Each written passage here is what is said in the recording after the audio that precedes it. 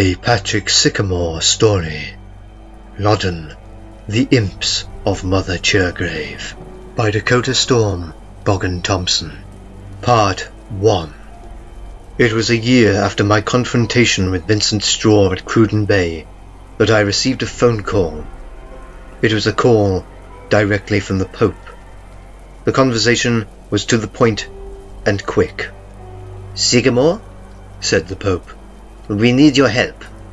We have stumbled across a problem that our very best are unable to solve." "So let me guess," I said.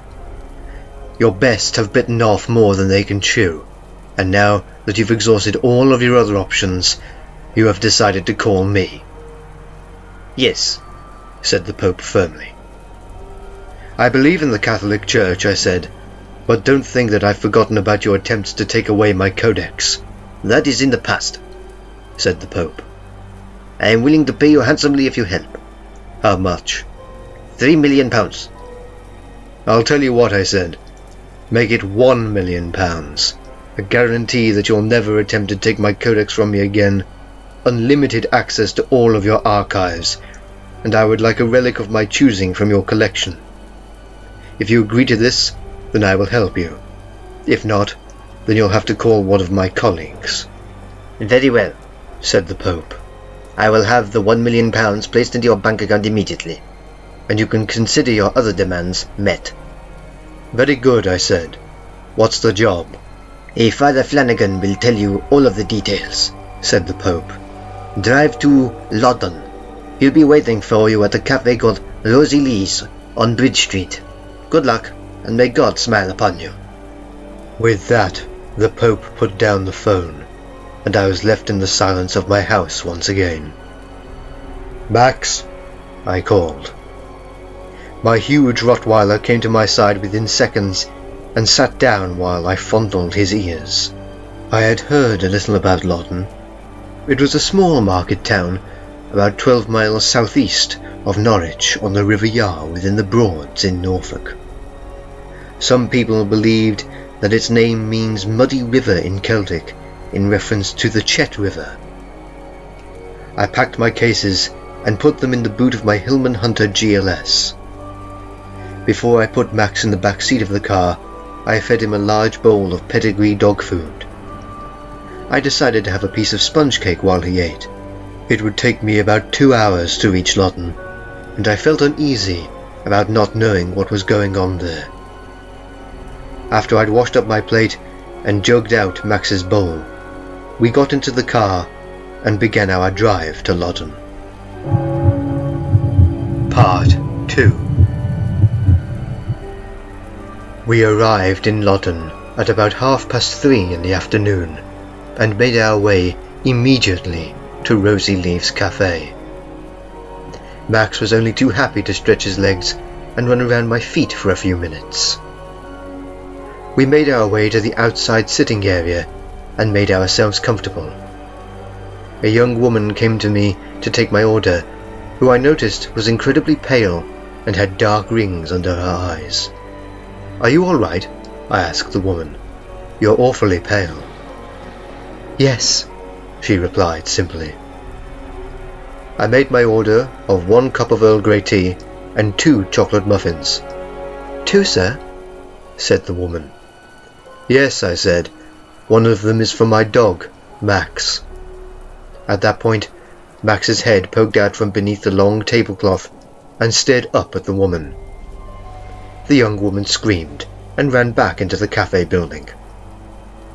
A few moments later, a young lad came to me with a tray laden with my order. "What's wrong with the young woman?" I asked him. "She's a bit on edge," he said. "She has been ever since incidents began to occur all over the town. She was one of the first victims." "Do you mean dog attacks?" "No," said the lad. "It's a private matter. That will be £5, sir." I paid my money to the lad, and while I ate my cake, thought about the peculiarity of the incident. I was so deep in thought that it was only thanks to a gentle tap on my arm that I realized that Father Flanagan had arrived and seated himself in front of me. "You seem to be in a trance," said Flanagan. Please accept my apologies, I said. I was thinking about what just happened when Max poked his head out from under the table, and the reaction that followed from the woman who works here. You've got a dog, said Flanagan, looking underneath the table, where he found Max finishing off his chocolate muffin. My name is Patrick Sycamore. I believe that you know why I am here, and that you are to tell me what is going on in this town. The Pope phoned me and told me to meet you here and tell you what was going on, agreed Flanagan. Then please, I said, explain what is going on. About 2 weeks ago, began the priest, a series of incidents began to happen to the women of the town. Have you ever heard of Mother Chergrave? I'm afraid not, I replied. In the 19th century, continued Flanagan, she lived here, and freely admitted that she practiced magic. It was her living. She was the definition of a charmer, and made them for those who came to her for cures. She would regularly disappear from the area to make long journeys, sometimes for as long as 2 years. After one of these long trips, she brought back a daughter called Mary. Some think that she was called Mara, but for now let's call her Mary. She was baptized by a neighbour called Mrs. Crabbe, who was told in no uncertain terms by Mother Chergrave that the child was bound to Satan. The daughter was apparently a kind, sweet-hearted girl. Mary reportedly made a charm from brainwort, redwort and silverwort that helped children learn to read. Mother Chergrave had 2 rarely mentioned imps, one male, one female, which she kept in a box. These creatures looked much like people, but they were very small, like a fairy. But they had the wings of a bat.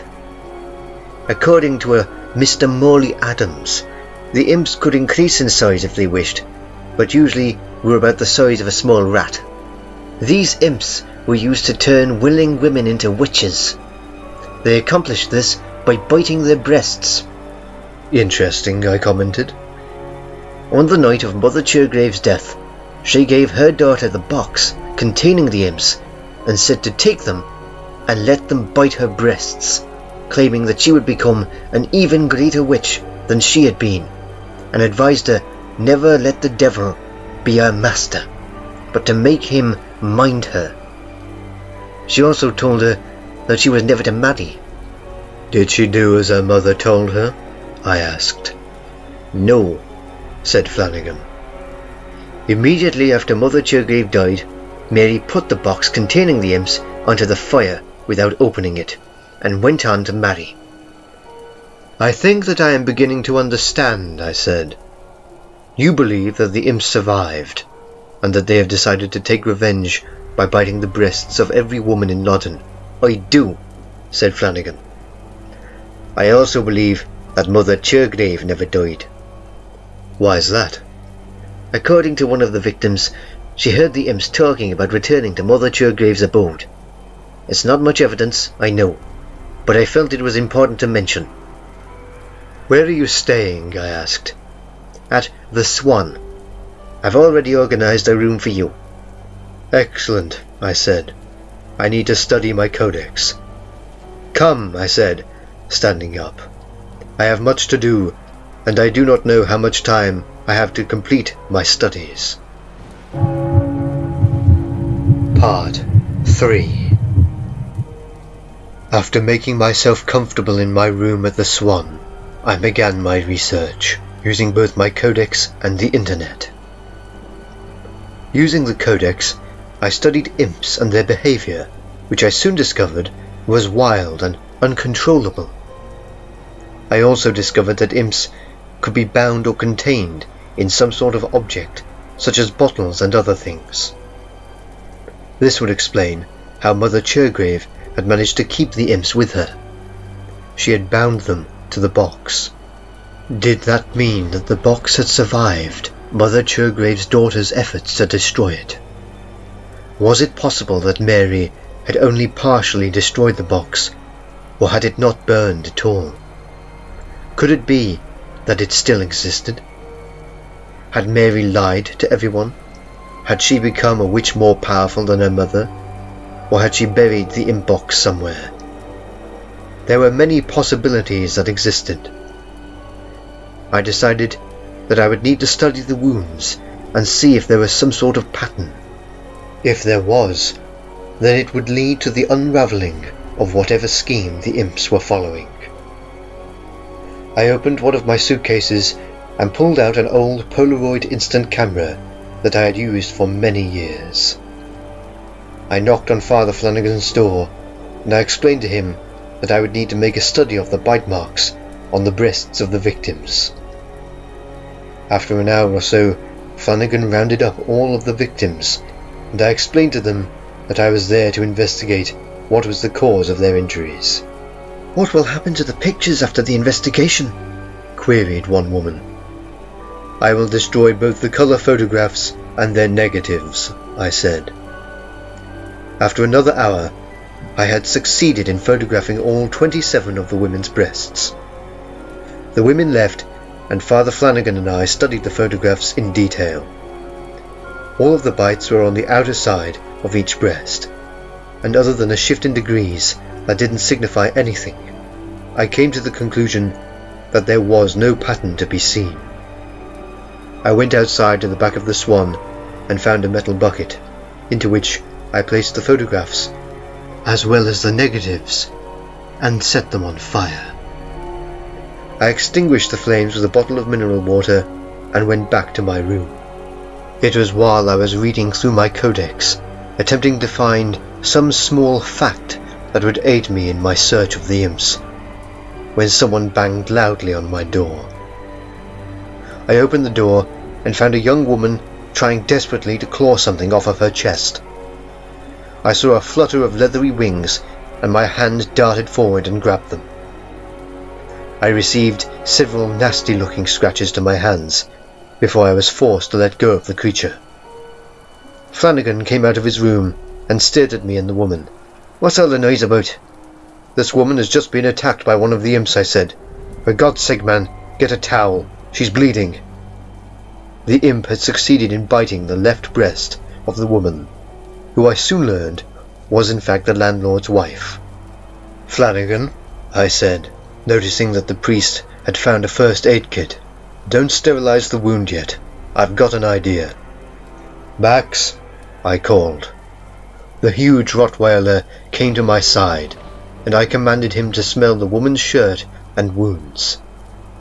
Once this had been done, I told Flanagan to sterilize the woman's wounds, while Max and I tracked the scent of the imp. I clipped the thick, heavy chain that I used as Max's leash to his brown leather collar, and we set off down the stairs. Max sniffed the air, and we travelled down Church Plain and through the High Street until we came to a clump of trees, which we ran through until we came to a squat-looking, long, dead oak. As soon as we reached it, Max sat down, barked once, and looked at me. I pulled a dog biscuit out of a packet from my pocket and gave it to Max while I studied the oak tree. At the bottom of it was a hole around 2 feet wide in total. I put my ear close to it and heard what sounded like a wooden sheath sliding down. I put my hand in and immediately made contact with a wooden box. I pulled it out and noticed that there were some scorch marks. I had found the imps. Part 4. "What's in the box?" said Flanagan as Max and I walked back into the Swan. "Imps," I said. "How did you catch them so easily?"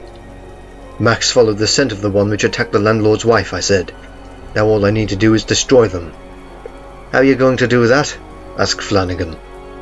"I am going to drown them in holy water," I said. Screams from outside pierced the air. Flanagan and I rushed to the window and saw a sight that would fill the nightmare of any man, woman, or child. Hundreds, if not thousands of imps were attacking people of both sexes. "There's more than 2, said Flanagan. "Evidently," I said. "Come with me. I'm going to need your help." We went up the stairs to my room, where I placed the imp box onto my dresser. I then opened one of my suitcases from which I took a pair of welding gloves. I put on the welding gloves and opened the box. Instantly, claws shot out and tried to scratch my hand. I grabbed the two imps by their throats and pinned them to the wall.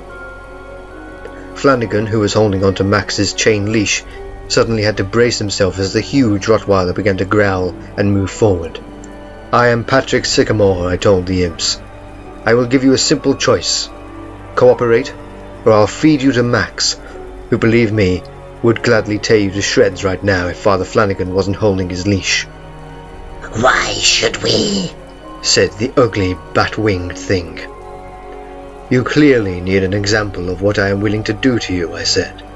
"Flanagan, bring Max within my arm's reach."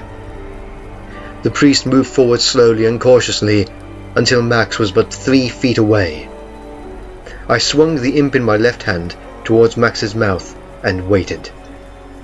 30 seconds later, my example had been set, thanks to the helpful jaws of Max, who had chewed away at the imp's wings, leaving them a ragged mess.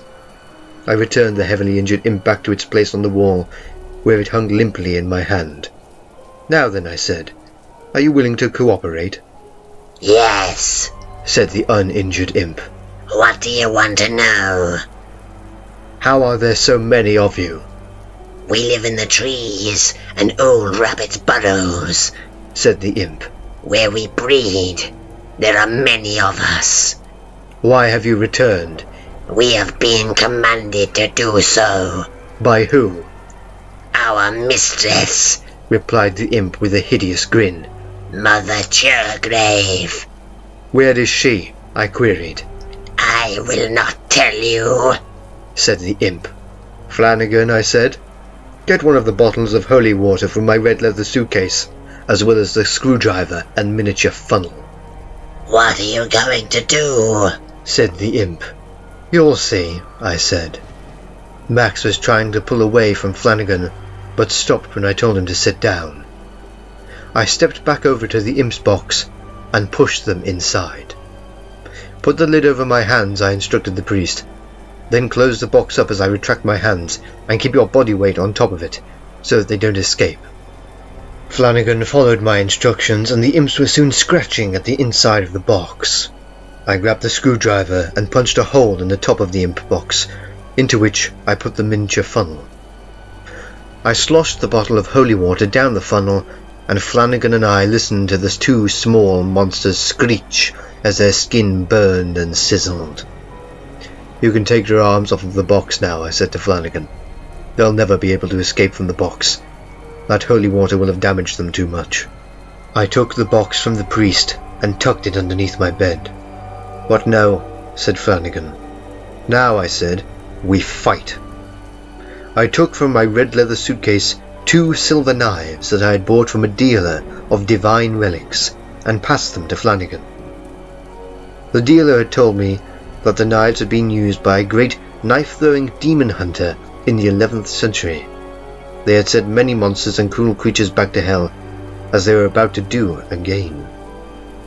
I took a short sword from a hidden compartment that had been used in the first of the Holy Crusades, as well as a large brass exorcist's crucifix.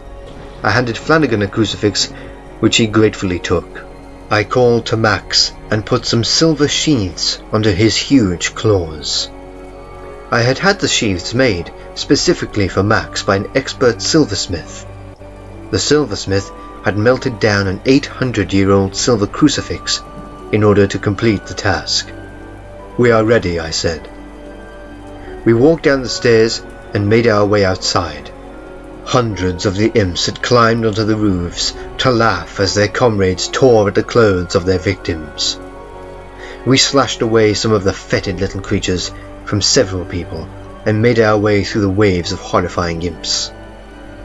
I spotted a woman dressed in a hooded cloak, standing unharmed in the midst of the chaos, and I made my way towards her. "Mother Chergrave," I said, "why do you do this thing?" "I will explain in due time," said the woman. At the waving of one of her gloved hands, the imps became silent and scurried down the roads, back into the trees and fields that they had come from. "Meet me at the edge of the River Chet in 1 hour," said the woman. With that, the woman faded out of sight before my eyes. "Did you see her face?" asked Flanagan, who was wiping the silver knife's blades clean with a handkerchief. "No," I said. "It was covered by a hood." "What's the plan now?" asked the priest. "I will meet with Mother Chergrave in an hour. I will go with Max. I will not need your assistance for this task." I walked silently back to the Swan, with Max trotting at my side. I had a niggling feeling in the back of my brain that I was not going to like Mother Chergrave's explanation when I met with her. The air in the town had grown cold. I felt the presence of evil around me. Something made me feel uneasy. My answers were at the River Chet. All I had to do was take them. Part 5. 50 minutes after my encounter with Mother Chergrave, I made my way to the bank of the River Chet. Night had come swiftly, and the moon was full. I had armed myself with the essentials: an exorcist's crucifix hidden up my sleeve, 2 pocketed bottles of holy water, a rosary also hidden up my sleeve, the codex in its lead-lined case in my right hand, and of course Max, my ever-faithful friend. I waited by the water side and watched the gentle torrent. "Beautiful, isn't it?" said a woman's voice. "Yes," I replied, without looking round to view the source of the voice. "It is." "You arrived early," said Mother Chergrave, stepping to my side. "I don't like to be late." I turned and looked at the hooded figure, before saying, "What's all of this about? Why are you terrorizing these townsfolk? They are not the people of your era." "But they are the descendants of those people." "That means nothing," I said.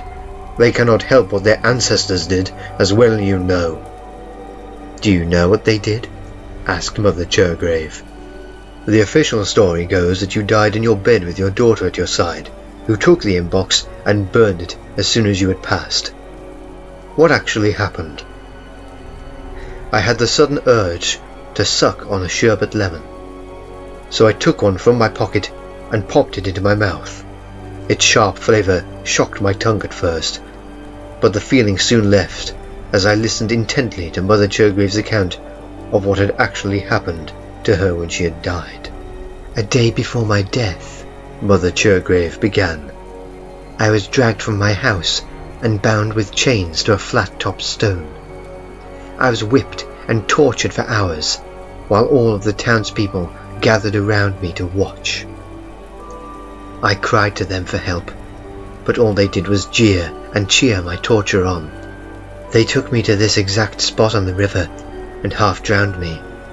Then they took brands and burned my flesh with them, and then they took me to a stake in the centre of town and burned me.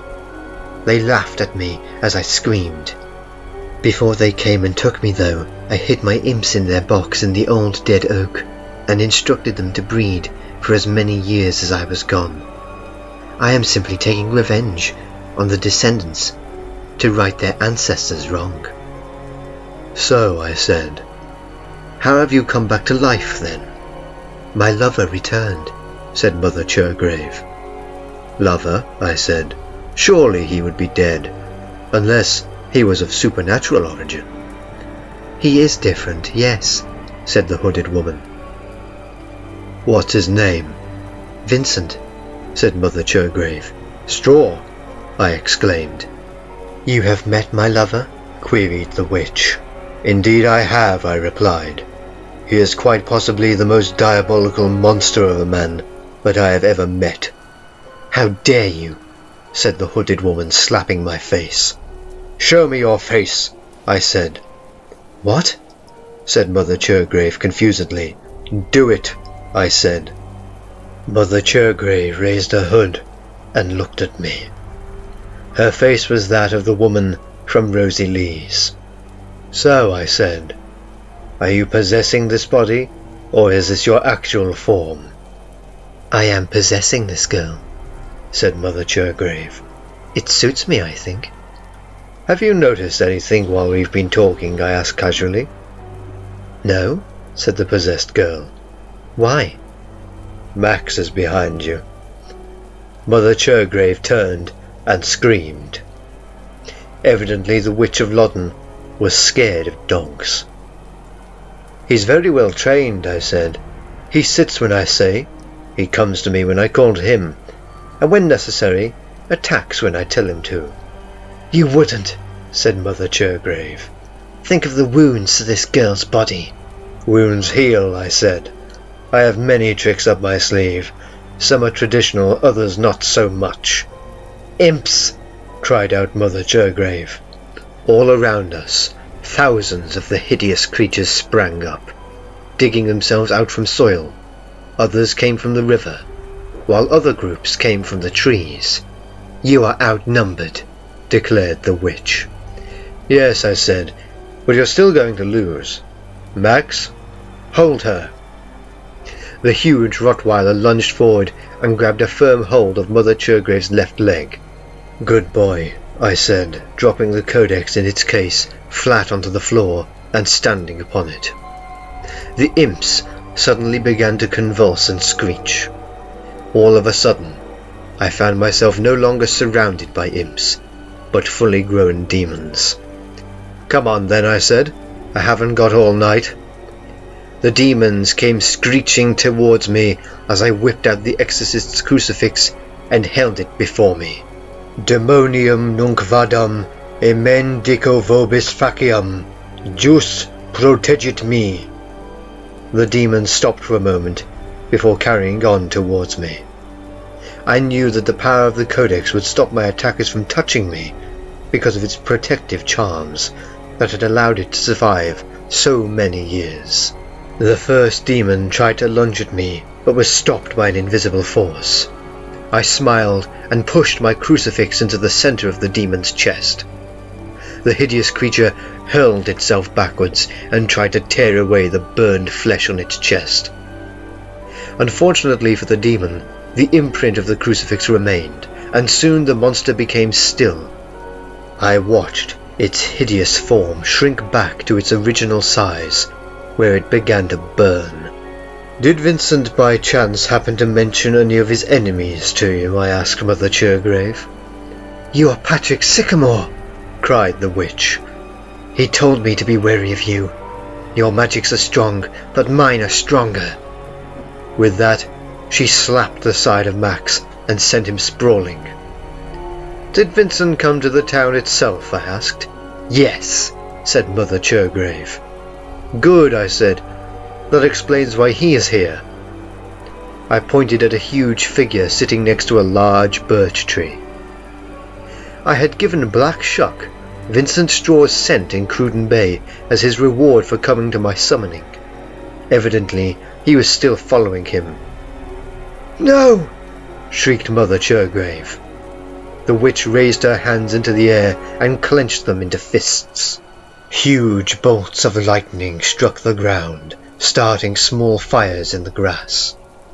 The demons turned to look at the ancient, immortal canine as it began to move slowly towards me. "Kill it!" shrieked Mother Chergrave. The demons quivered and shook, their faces became contorted with anger, and they leaped at Black Shuck. Always alert, the immense canine turned and clawed away 3 demons' bellies, their vital organs dropping onto the floor in a steaming mess. I stepped off of the codex and picked it up. I spotted Max slowly creeping up behind Mother Chergrave. He had evidently been stunned by the witch's blow and had come to a few moments later. Several of the demons moved towards me, shrieking and cackling. I took a bottle of holy water from my pocket and pulled out the cork. Putting my thumb partly over the mouth of the bottle, I splashed some at the approaching demons and watched them fall to the ground, their bodies undergoing the same process as the demon that I had touched with the exorcist's crucifix. Out of the corner of one eye, I saw Black Shuck vigorously shaking a demon to bits. "Grab!" I called to Max. The Rottweiler launched himself onto the back of the witch and began to tear through her cloak with his silver-sheathed claws. I heard Mother Chergrave scream as her skin sizzled from the contact with Max's sheathed, holy claws.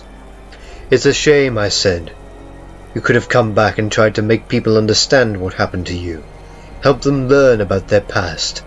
The knowledge would undoubtedly have struck a sense of guilt into them, knowing that their ancestors had performed such horrible acts." "I will kill you," yelled Mother Chergrave. A lightning bolt struck the ground next to me, and a fireball blossomed from the ground.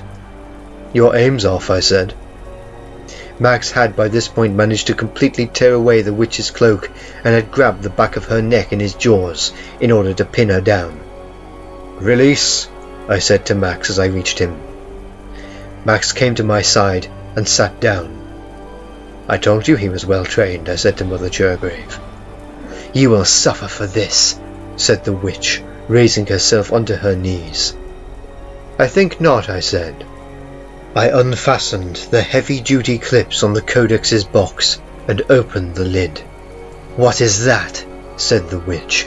"Are you going to kill me by reading out loud?" "I'm not going to kill you," I said. "Just bind you to one particular page of the Codex." "That cannot be done," stated Mother Chergrave. "Really," I said, removing my Parker 45 pen from my pocket and opening the book to a section filled with names. "Let's put it to the test, then." Onto the page I wrote Mother Chergrave's name. Then I stooped down to one of Max's paws and wiped some of the witch's blood from it with one finger. I raised my bloody digit into the air and said, "By the power of the Codex's creators and its protectors, I bind the spirit of Mother Chergrave, Witch of Loddon, Mistress of Satan, to this page on which her name resides." "No!" screamed the witch. "One of you, do something! Stop him!" The demons surrounding us, bleeding and dying, began to advance sluggishly towards me. I wiped the blood from my finger onto Mother Chergrave's name, made the sign of the cross, and closed the cover. Mother Chergrave convulsed and fell to the floor. "You see," I began, as the possessed woman's body began to glow a bright orange, "your magic is strong, but you should never underestimate your opponent. You never know when you might meet your match." A fiery ball of orange light shot out of the woman on the floor and into the cover of the Codex. Her spirit was now within the page on which I had written her name, "Bound forever." The woman on the floor began to moan, and I bent down and helped her to her feet. The demons looked at each other for a moment before advancing towards us. "I'll give you a chance," I said. "Go, and you can live until I find you, or die now at my hand." The demons gave a shriek and launched themselves up into the air and flew off in different directions. Out of the corner of my eye, I saw a black figure moving towards me. The woman at my side whimpered and cried out as Black Shuck came into view. "Hello, Black Shuck," I said. "Thank you for helping me. Now go. Continue your hunt." The immense canine lifted his nose into the air, sniffed once, and ran past us. "What was that?" asked the woman. "Just a friend of mine," I said. "What's your name?" "Cynthia." "Come along," I said. "Let's get you a doctor." Part 6. Cynthia was taken immediately to Beccles Hospital in an ambulance, where, from what I heard later, she was treated with the greatest of care. When Max and I went into the Swan, I found Flanagan sitting on a chair, shaking with fright. "What's wrong?" I said, bending down to look at his face. "Tall man," muttered the priest. "When?" I said. "Where?" "There," said Flanagan, pointing at a dark corner. I looked into the corner and saw the outline of a very tall man in a suit and fedora hat. "Hello, Patrick," said Vincent Straw. "I see you have thwarted Mother Chergrave. I congratulate you. But I'm afraid that any luck that you had has just run out." I heard high-pitched squeals come from the floor, and suddenly 3 immense winged demons appeared. Evidently some of the Imps had decided to join Vincent in his fight against me. "Flanagan," I said, "get down on your knees and pray." I whipped out my rosary and flung it at the feet of one of the demons, who screamed and jumped back in fright. The 2 other demons came towards me and tried to grab me. Max leaped up at one of them and scratched at its face. The demon fell to its knees and began to shrink back to its original size.